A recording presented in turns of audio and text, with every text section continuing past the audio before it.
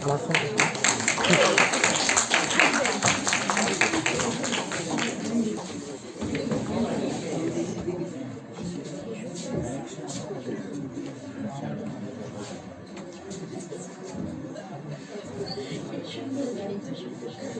everybody, and it's so good to see people interested in her room as opposed to the opening batsman that we have next door.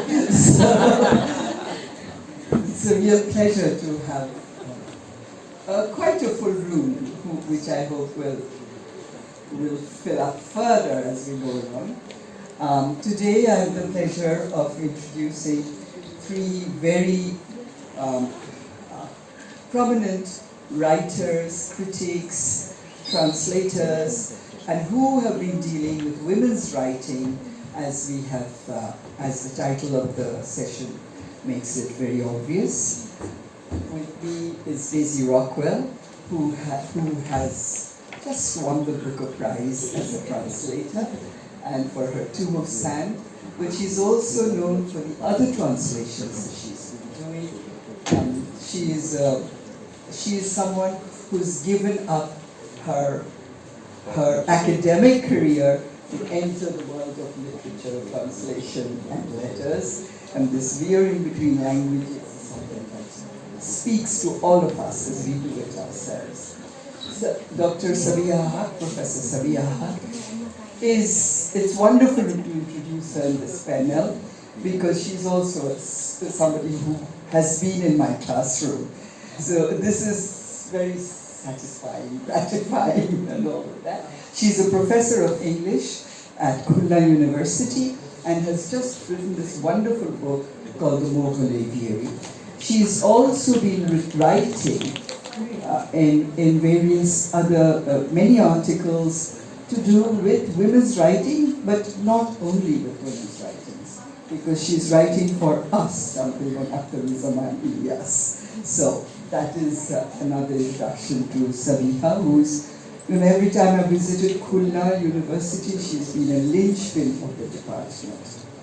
And then we have Denise Narhan, who is, again, related in the sense of being a Sussex person. She's been teaching English at the University of Sussex. Now she's retired to become an emeritus professor.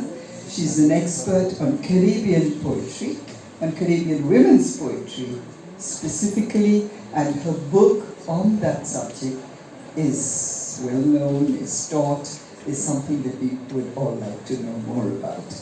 So with this, we begin our talk today, A Room of Her Own.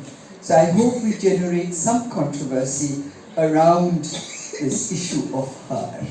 Anyway, so taking off from Virginia Woolf, we'll start. I'd like to start with Sabiha, because Sabiha has written about the Mughal court, about women in the Mughal court and their writings, and why she thought it was important to trace a woman's writing genealogy back to that kind of courtly atmosphere, because a lot has been written, and we always go back to the folk poetry and to Chandra Buddhi and people like that.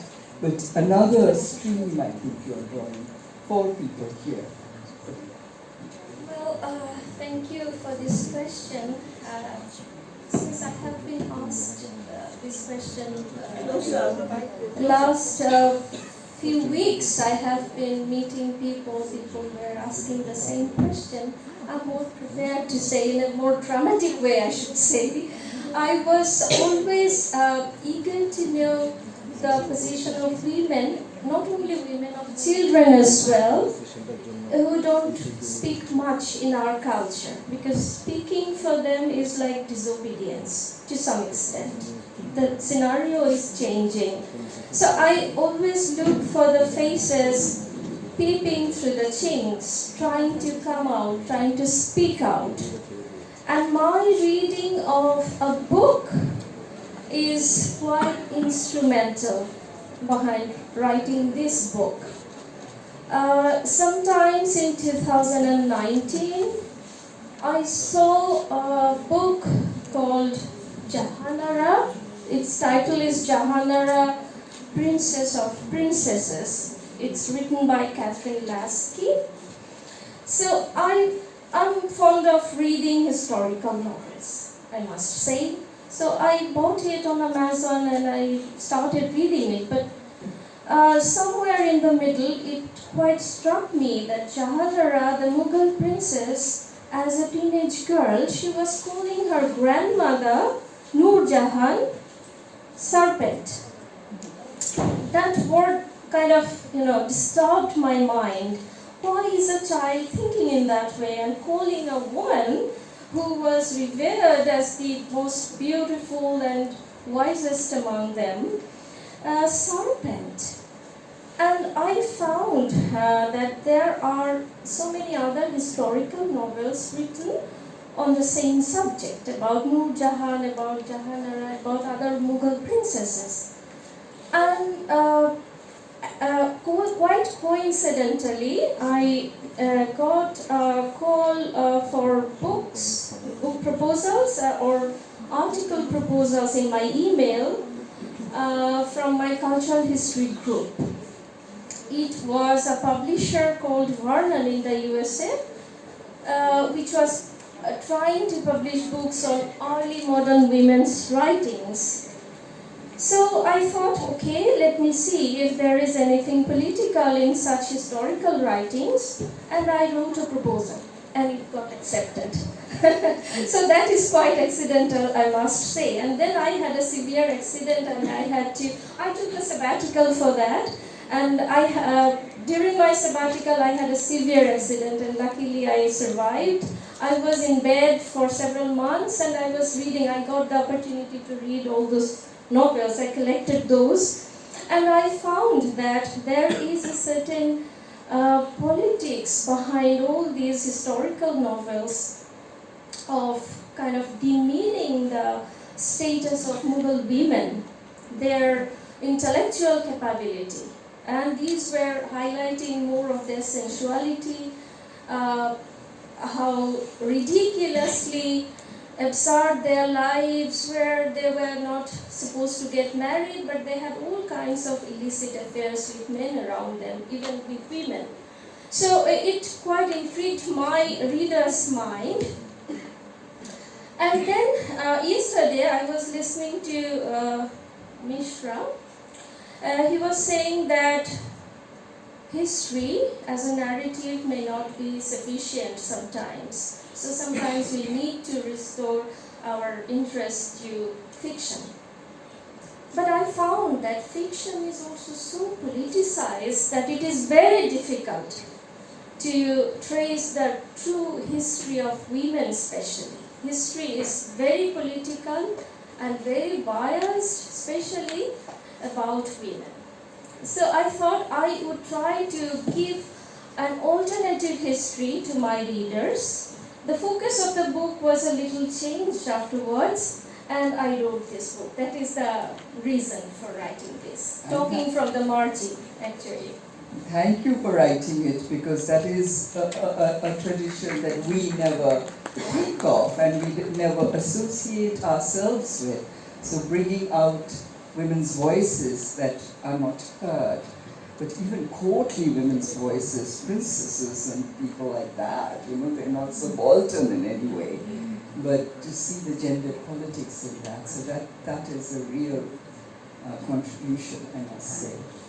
I'm turning to Daisy, who's, I think, has been talking about one of her translations, but she has been translating many other books, both from Hindi and Urdu, which is something that I was telling her that I kind of respond to so much, especially the novel that you translated as The Inner Courtyard, or The Woman's Courtyard, which has been translated as The Inner Courtyard by Neela Hussain, Angan in Urdu by Khadija Mastu, and and that you are interested in partition stories, it seems to me, with Tamas and everything. So how do you place women's writings about the partition, and how does that draw you into issues of women nation making, etc., etc.?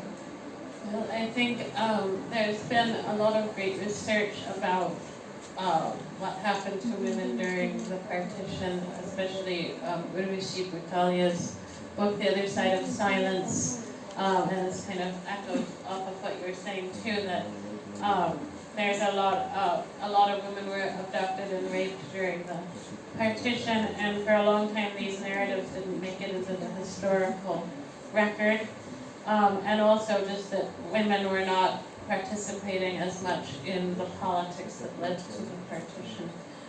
So I started out getting interested in partition in graduate school. I read this huge Hindi novel called Chhota Sach by Yashpal, and it's like a sort of a war and peace kind of thing, very comprehensive, using a lot of journalistic writings and so on.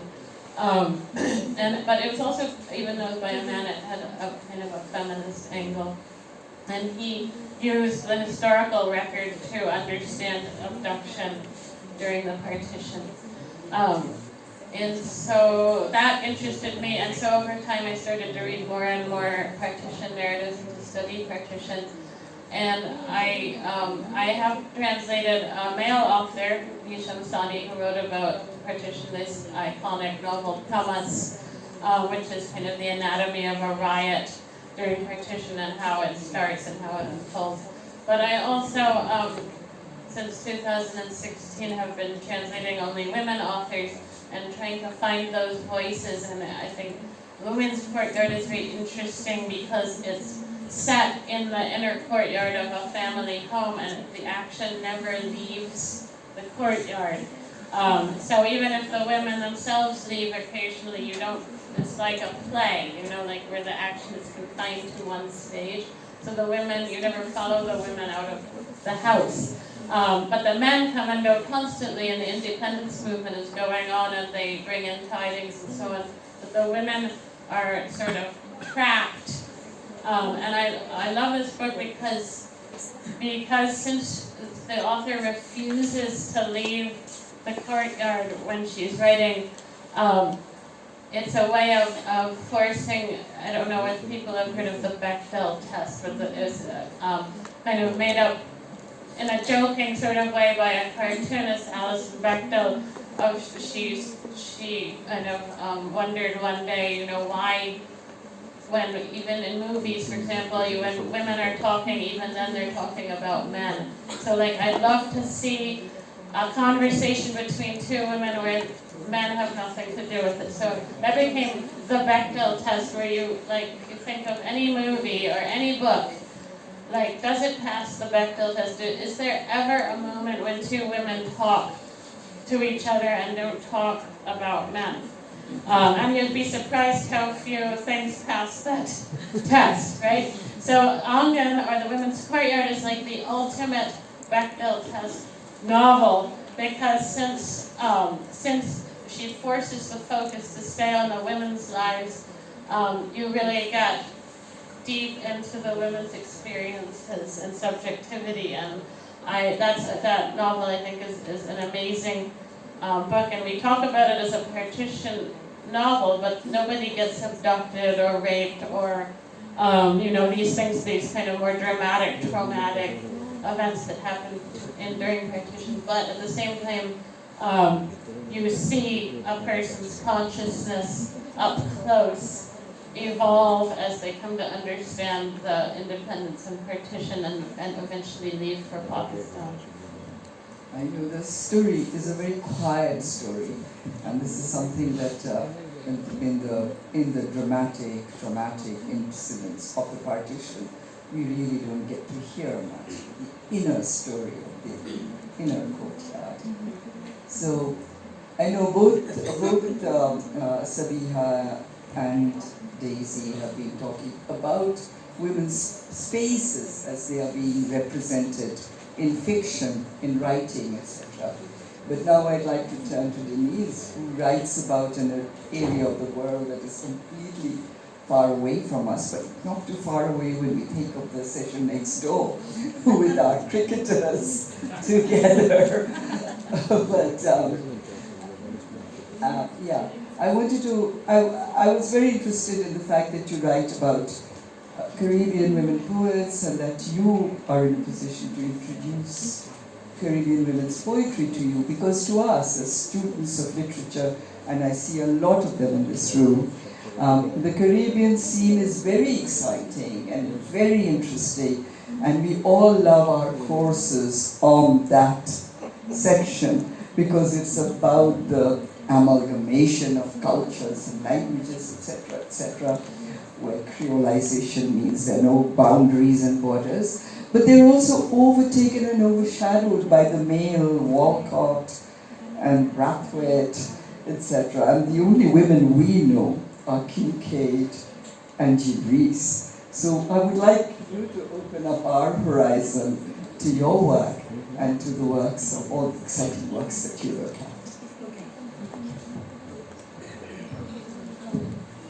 So is it Gordon Greenwich who's next door? Can you hear me at the back? Okay. So I am very flattered that my partner has chosen to come here and not to go in here. I'm very grateful to him. He has his priorities right. But I'm also grateful to him that he's a writer, because he's probably the only male writer I read with any dedication and consistency. And that is a failing on my part, which I am planning to address when I get a bit older. But to talk about the Caribbean, it's interesting that you begin with creolization, because one of the kind of myths about the Caribbean, I think, is that it's a place of happy hybridity, which is how I think it gets thought about. When in fact I think that model of creolization is much more fraught and more tense than it looks from the outside.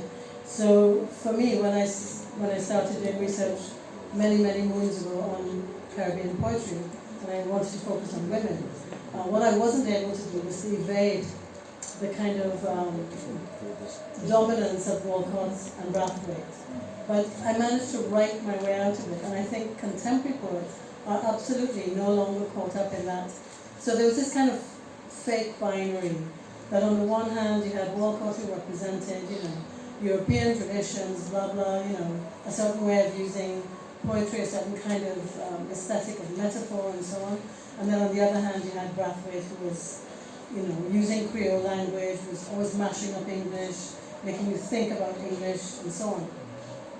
And that debate kind of got played out in the 80s and 90s in a way that made it, I think, a kind of pressure on many poets to write in Creole when they didn't really want to, or didn't have the facility for doing it, because written Creole, poetic Creole, is very different to Creole on the street. And so there was this kind of, I think, compulsion to write in a sort of expressive, almost literal Creole, which just doesn't work on the page in quite the same way. So I think what I find most interesting now about poets writing now is that binary opposition of standard English versus Creole is completely irrelevant. And it's much more about a creolizing aesthetic rather than about something called creolization that is a destination. Because I think what's happened in the post-independence period is that most West Indians have become used to the idea that in a way the creolization debate was hijacked by politicians to make the case for nationalism. And often these were people who were not particularly in tune with the masses or whatever. So there was a kind of willful hijacking of that language. I think what you're seeing now, particularly with the dominance of diasporic writers, is a kind of caution and hesitation around the use of creolization because of that history. Because it isn't about amalgamation. I mean, it's almost like each group within the Caribbean has to establish its own identity and then be put back into the pot. So it's not really hybridity. It's a kind of layered. So, for example, please stop me because this is the material I did my thesis on. Anybody who's talking about their PhD thesis and they can talk till the cows come home. Please interrupt me, okay? I think the audience will agree with that. Okay. I'm listening fascinated. Yeah. So I think, this idea that, so for example, the creolization debate was dominated very much by African, Caribbean poets, particularly Jamaican poets. So their voices became much louder and more heard and seemed to define the paradigm. So then when you had Indo-Caribbean writers writing, they then have to establish their genealogy, and then that gets thrown in the book. Then you have the Chinese, then you have the Portuguese, then you have... So it isn't really a kind of hybridity at the center. It's more a sort of layered and adding on of. And I think what's really interesting about very contemporary writers is that they're much more relaxed and more promiscuous with the linguistic sources they draw upon. So someone like Vani Capildeo, who won the Forward Prize for Poetry in 2016, is drawing on Norse mythology. And so there's no more any kind of concern, is it European, is it this, is it that? She's also drawing on certain Hindi traditions because that's also part of her background, but very fleetingly. It's never to anchor herself in India or in Norway or whatever. It's a kind of linguistic promiscuity that I think is a sort of a way of thinking creolization differently and thinking about creolizing as a process rather than a destination. So I would want to mention her. I'd want to mention somebody like Marlene Louise Phillip from Trinidad, who trained as a lawyer and then became a poet who writes in a very fragmented and kind of experimental style. I could go on, but I think I might stop there because I will go on. But what is interesting is that there's a lot of writing that comes out from the diaspora, as it were, not from the West Indies itself. But England and the journals such as Wasifiri and people have played a huge part. So would you like to throw light on that kind of multicultural space that has emerged since the 50s? I mean, it's like now 70 years or so, I think, of that. Just about to chill out. Sure. I think it's hard to talk about the Caribbean at any time without talking about diaspora, because everybody in the Caribbean, apart from the native, the first peoples, is from somewhere else. So it is already hybrid in a very complicated and very racially stratified way. So I think what has been useful about diasporic contributions is that they've really roughed up that narrative of identity and belonging, because there are so many diasporic poets who are just drawing on so many different contexts.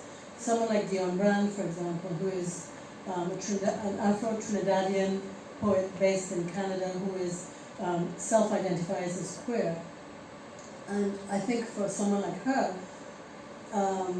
she had to, in a way, give up on trying to anchor her identity in the Caribbean, and now goes for a much more kind of unsettled diasporic aesthetic, so that her poetry is always on the move. I think you get the same thing in her novels. So there's a sense of mobility rather than wanting to anchor identity in a place, which I think was what was sort of hampering Caribbean poetry in the 60s and 70s, always wanting to tie it, to a particular place, and often a very mangled representation of that place. So, Africa rather than particular places within Africa, India rather than, particular places. Yeah. So, from very confined spaces that women have occupied, we come to these very diasporic, very fluid, very, I love the word you use, promiscuous. And so there's a lot of ways that you can travel in between, from here to there, and also within. So spaces keep opening up even within the way we use language. And at this stage, what I would like to come back to is the title of our session, A Room of Her Own. And so who is this her that we're talking about? We are echoing Virginia Woolf's A Room of One's Own. And while Virginia Woolf was talking about the importance of having your own room to be writing literature, at one point she said, I'm sick and tired of talking about women. I don't want to talk about women anymore. It's boring. And she came up with the idea of androgyny and the male side of the brain and the female side of the brain and how the two must marry in order for creativity to take place. So when we talk about this room of our own, what room are we talking about? Is there a place for women's writing, a separate, not a genre, but maybe a tradition that we would like to trace? Is there any value in such tracing still? Or do you think it has all become part of a mishmash where gender is fluid, where gender doesn't matter? Or is this historical, even archaeological project that all of us have been involved in valid? And how does it kind of disturb the dominant narrative? Or does it at all? Or has it become the dominant narrative? I don't know. Who would like to go with that? Yeah, this is actually going to answer a question that this person just asked me in the audience, and so she wanted to know my answer of why I started to translate only women authors from Hindi and Urdu. And I think it's very interesting the way that you were putting it. Do we need this? Is this still a thing? Because that, I think my mindset for quite a long time had been sort of more on the Woolfian plane of like, I'm sick of this, I'm sick of gender. My mother was a very hardcore second wave feminist, and so I was tired of that rhetoric that I grew up with. So I just thought, I just want to study the authors I want to study, translate the authors I want to study, and it doesn't matter to me what gender they are. But there came a time, not that long ago, when I'm saying 2016, I'm not sure if it's true or not, but where I suddenly realized that all of my books that I translated were by men. And at the same time I was finishing the translation of one of them is by the Hindi author Upendranath Ashk, and a novel called In the City, A Mirror Wandering, and it's about a young man walking around his city, it's sort of a bit Proustian, where he's inspired by different sites in his neighborhood in Jalandhar in Punjab that kind of take him back to his childhood and to poetry. And so it's a very interesting book that I love. But of course, it's the classic male novel, the flaneur, that men can just walk around in cities talking to everybody and nothing really, goes wrong for them besides an annoying conversation. Or in this book too, there's some fisticuffs as well, but otherwise it's fine for men to do this and women can't do this, it's just not safe. So there's a scene towards the end of this novel where there's a caste dispute and a woman has run off with a man from a different caste, and she's beaten up by a man from her own caste, and it becomes a huge issue in the neighborhood, and there's this very long scene where she's lying in kind of a bloody pulp on the charpoy in the middle of the courtyard, and everyone is discussing how to deal with the situation. Should we make a police report? Should we get a doctor? Should we get a doctor first and then a police report? Should this person apologize to that person? And like politics of the neighborhood that go back hundreds of years and different people intervening. But we never hear from this woman at all. Not once, not a voice. In fact, even though I was translating it, and a translator knows in some senses the text better than anyone, I couldn't tell if she was dead or alive for quite a while, because the Hindi word for beat is also the same word for kill, so marna. I'm sure there's something similar in Bangla. So I couldn't quite tell if she was dead or alive, and they carried her body, whether living or dead, through the streets to the police station to register the report because they decided it's better to show up with her looking extra bad, because then it'll be a more compelling police report to file, right? Before, so they'll get the physician later, and just take her. So, you know, when you're translating, it's such a slow process, and very tedious. You know, because you're going word by word and sentence by sentence and going over it again and again and again. And this is an older novel, so I have to research things like, you know, certain features of an old-time street in Jalander and everything. It's very complicated. And at the same time, for like my private reading, I was reading Les Miserables in French, because I should keep up my French. And there was a similar scene where Jean Valjean just sort of charges off on this horse because he's very worried that his identity has been compromised, and leaves, is it Cosette or the mother? And anyway, he leaves her, and she's like totally sick, and you can't tell if she's dead or alive. And I thought, this is weird similarity, where it's not that these, you know, maybe these guys aren't bad guys, they're not bad guys, maybe these characters aren't bad characters. But at the same time, it doesn't occur to the author to think about, in the slightest way, what this woman is feeling or thinking. Not even to devote like a line of dialogue to this moment. And at the same time, there was all this Me Too stuff started to pop up. So that was like, I just said, okay, that's it, I've had enough. And so I started to only translate women's literature, and it's been really eye-opening to me to realize, because once it's like going on a diet, you know, where you cut out sugar or something like that, and for a while you feel like it's hard and it's difficult, but then you hear these annoying people that say, well, actually, I kind of prefer food without sugar. Sugar gives me a headache now, and that kind of thing. So I'm sort of like that now. Every now and then I pick up a book by a man, and like, you know, it's rough,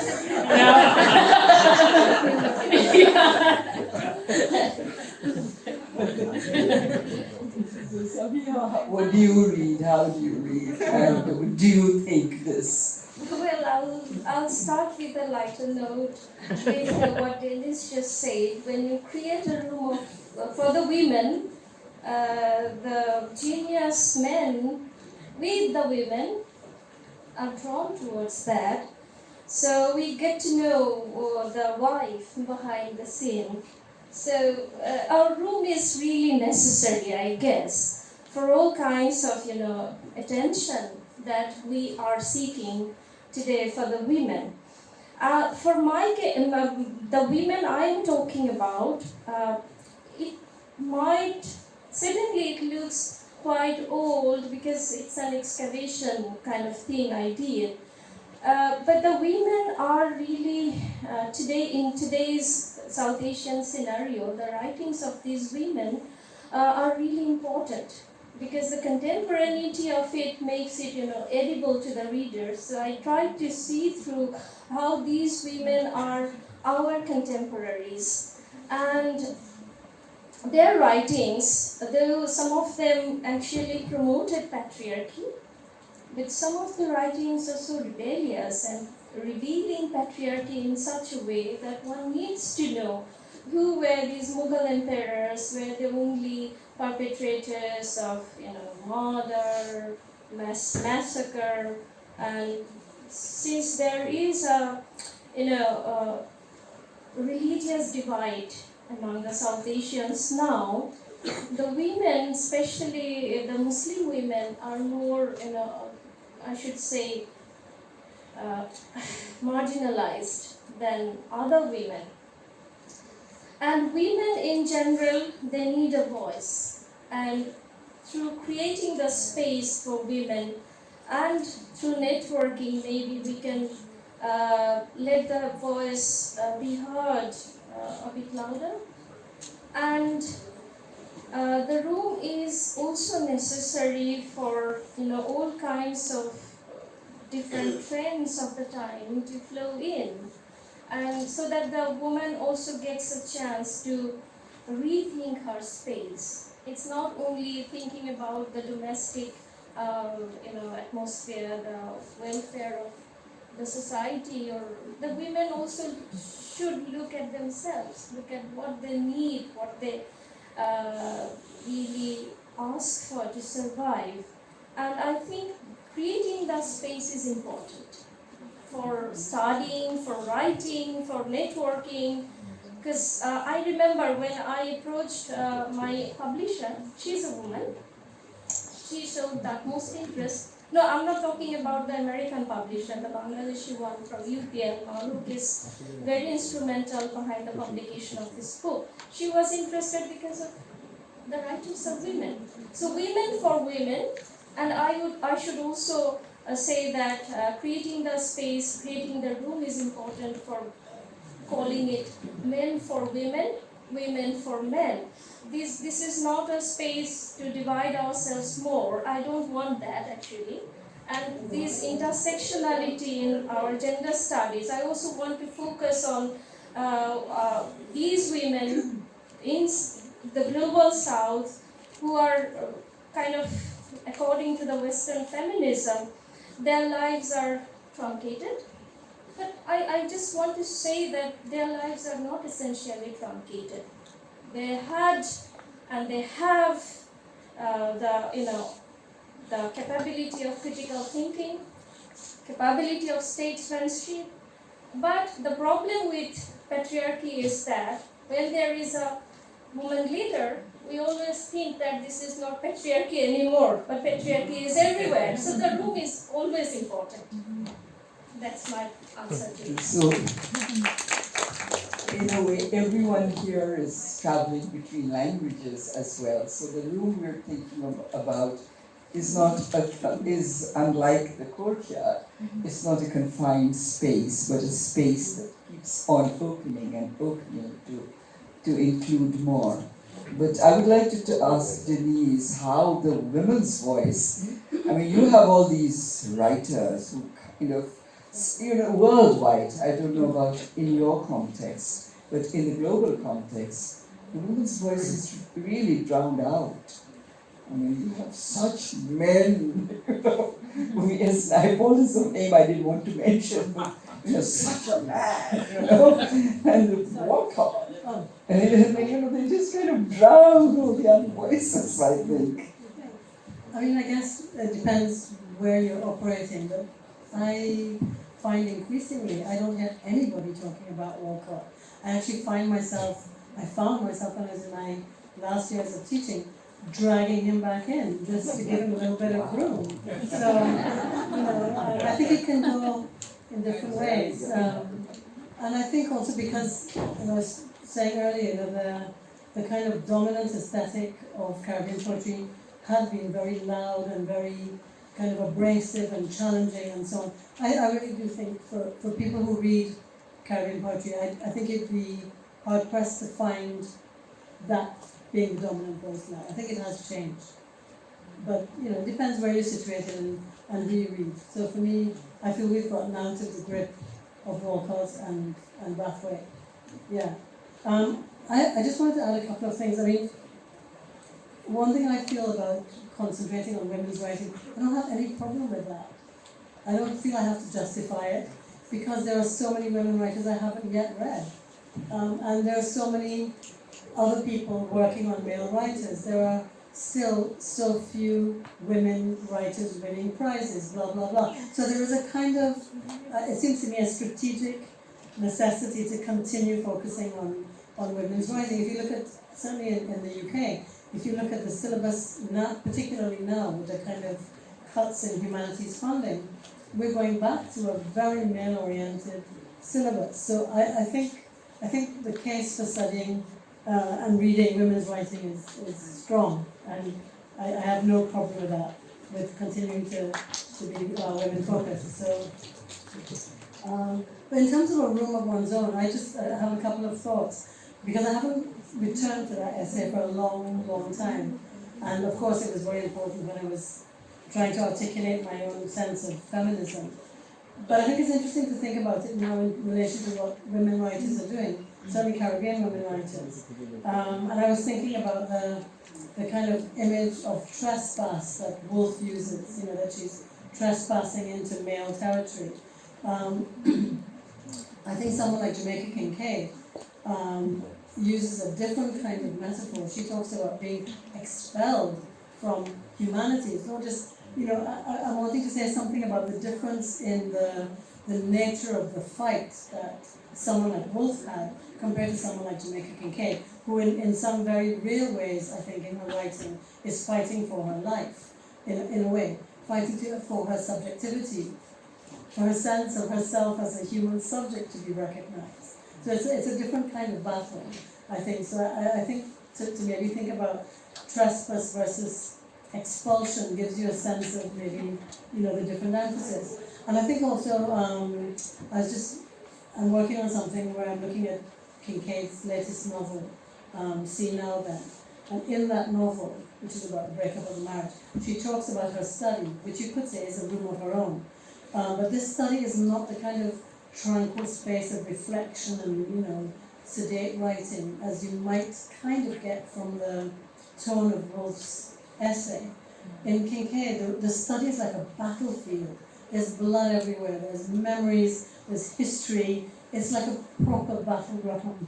So I think there is something very interesting in that different definition of a space of one's own, what kind of space she can work in. Whereas otherwise, someone like Dean Rees, the room that she focuses on often tends to be a hotel room in which she may be working for sex in a way. I mean, Rees would never use sex worker. That would just be so anathema to Rees's elegant phrasing.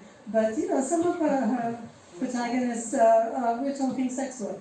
But the room, itinerancy and women being able to move from room to room.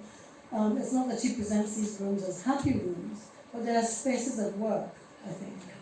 Spaces of work in a sense to work out not just money to buy a drink, but also to work out who she is. So I think both Rees and Kincaid offer us metaphors of the room that are quite interesting and more maybe dynamic perhaps than, Woolf. I mean, I don't want to mock Woolf because it was obviously a very important essay, but its register is very sedate and measured, and I think there are maybe other ways of thinking about spaces to write in. And just finally, someone like Dion Brand writes very much out of a sense of kind of being in between spaces and in between places and in between sexualities as well.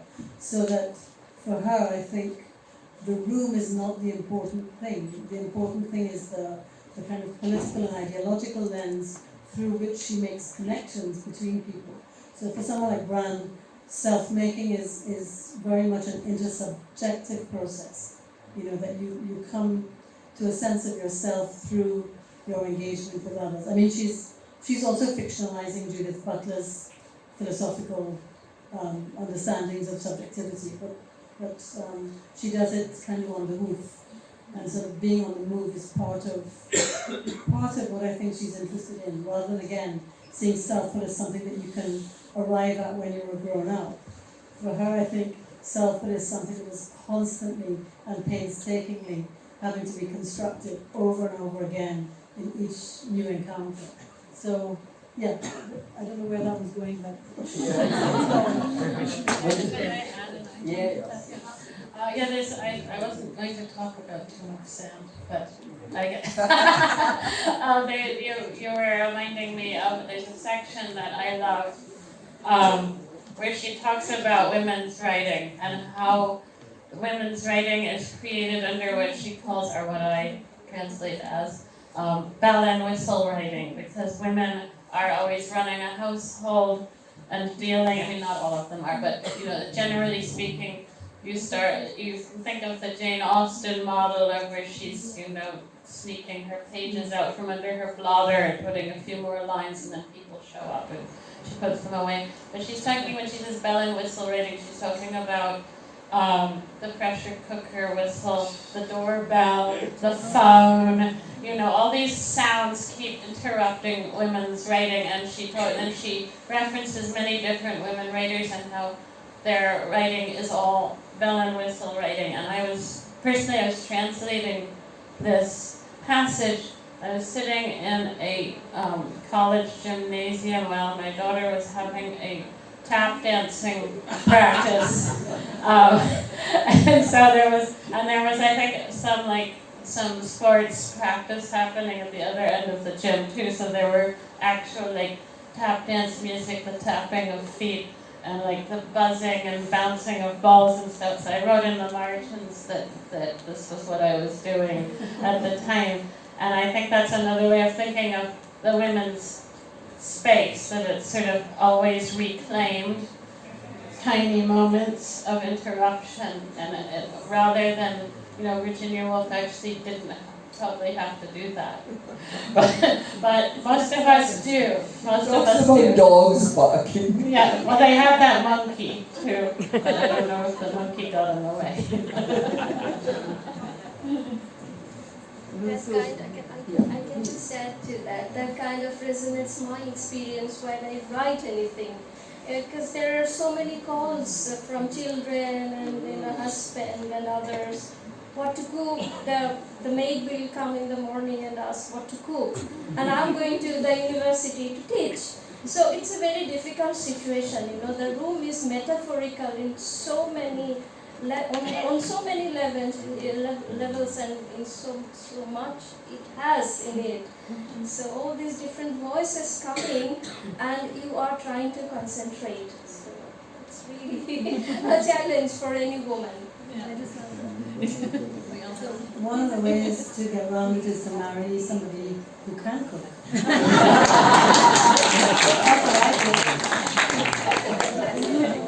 That is proud of it. No, but as we were talking about the different kinds of rooms and what happens within those rooms, I was reminded of something that we as activists in favor of sex workers encountered in our campaign for sex workers. And the brothel, the room in the brothel, is it a home? Is it a place of work? This was something that, and it is both. It is a place where children grow up. It is a place where sex work takes place. It is a room where, so the room acquires so many dimensions.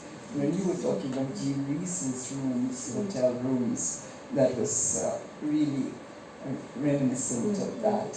So I think this session has done a wonderful thing by opening up the concept of women's spaces and women's rooms, while we are still very determined to have a room of our own, to the need for women's spaces, despite all the gender fluidity and identities that we keep talking about.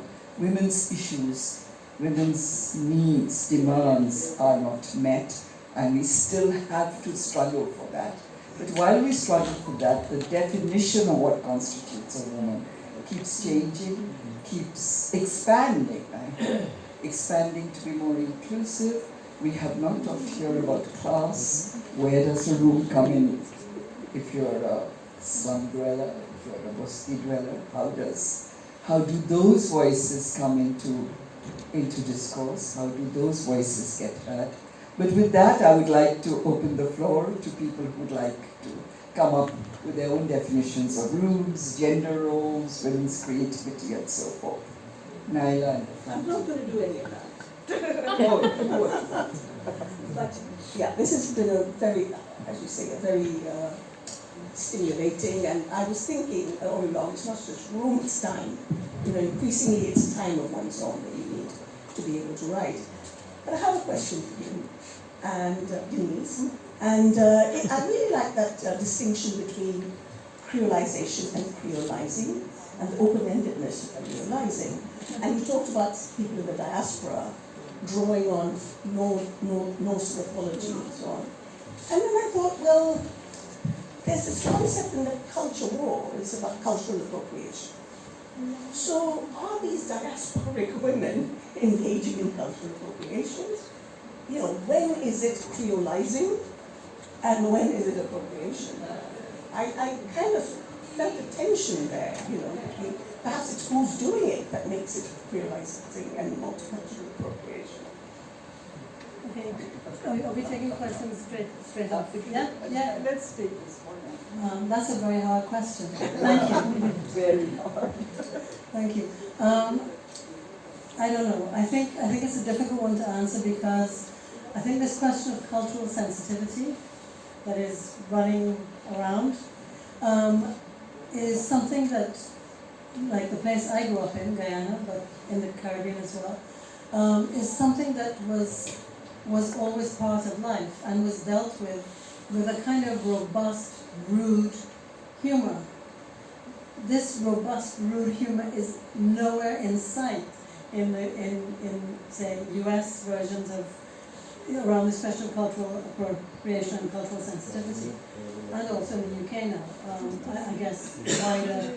So I think that Caribbean writers have in some ways had to battle with that question of cultural appropriation when they were initially starting off their writing projects to kind of move away from a Eurocentric tradition, which meant that they then each group, as I was sort of trying to outline, sort of turned to their own cultures, but in a very, kind of haphazard way. So I think they have a long history, the Caribbean has a long history of cultural appropriation and of being appropriated, because the Caribbean has become synonymous with a kind of Bob Marley-esque, chill, happy, and it's a much more complicated place now, more tense, much more anxiety. So to answer your question, I would say that there is less sensitivity about cultural sensitivity in the Caribbean than there might be in other places.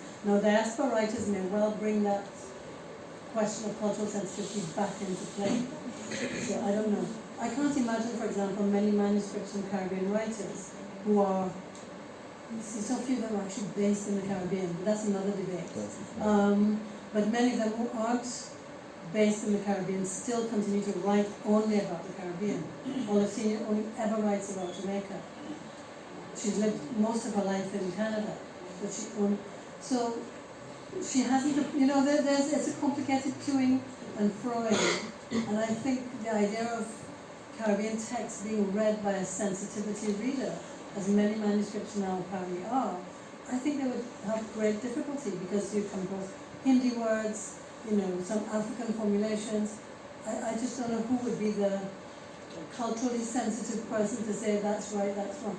I have a problem with that anyway, because to have a cultural sensitivity reader assumes that that person is a representative of lesbian writers or black or whatever. So I don't know. So could you address your question, if not answered it? Nobody wants to add to the definition of roots?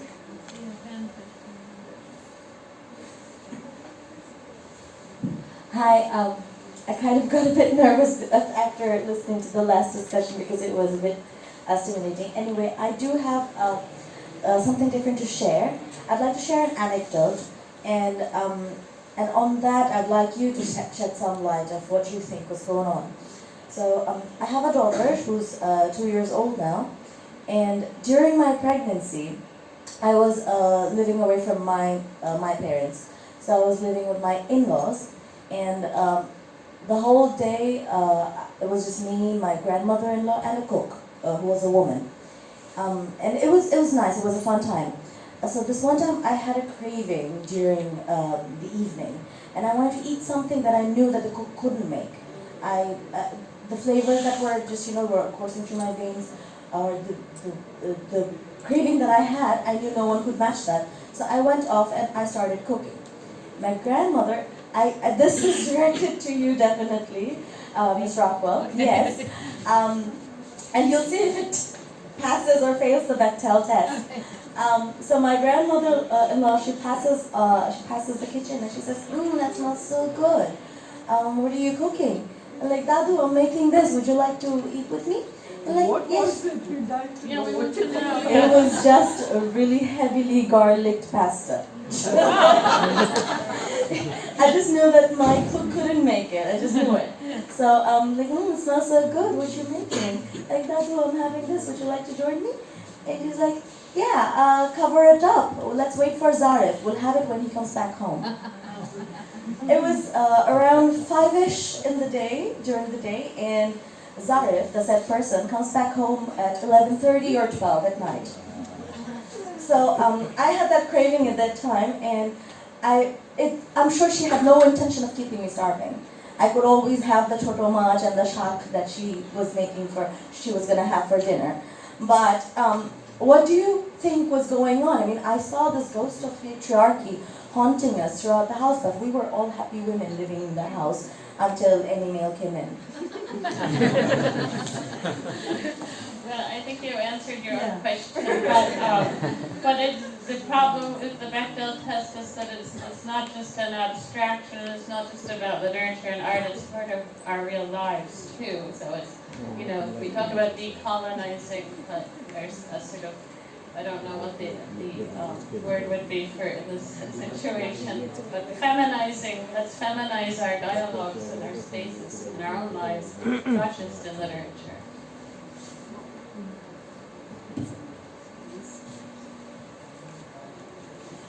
Okay, so I'm exploring literature pretty new now. So from some writings of Sylvia Plath, I have seen that she had been deeply influenced by her mother's behavior towards her. So from there we can deduce the fact that women can influence another woman's room too. So if you believe in that opinion, how do you think the women should be, more united to create this room of their own?